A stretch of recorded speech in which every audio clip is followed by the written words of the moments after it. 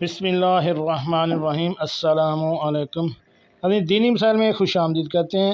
آج کی ہماری اس ویڈیو کا موضوع سورج گرہن اور حاملہ عورت کے متعلق احادیث۔ ناظرین، آج کی جو ہماری ویڈیو ہے اس میں ہماری کتاب کا نام ہے خواتین کے مسائل اور ان کا حل۔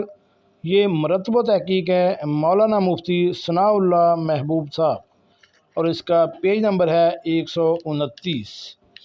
سوال یہ ہے کہ ہمارے معاشرے میں یہ بات بہت مشہور ہے کہ اکثر لوگ اسے صحیح سمجھتے ہیں کہ جب چاند کو گرہن لگتا ہے یا سورج کو گرہن لگتا ہے تو حاملہ عورت یا اس کا خاوند اس دن یا رات کو جب سورج یا چاند گرہن لگتا ہے آرام کے سوا کوئی کام نہ کریں۔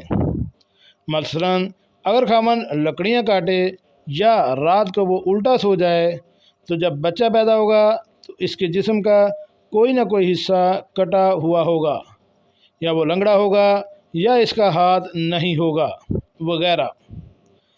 ناظرین، قرآن و حدیث کی روشنی میں اس کا جواب عنایت فرمائیں اور یہ بھی بتائیں کہ اس دن یا رات کو کیا کرنا چاہیے۔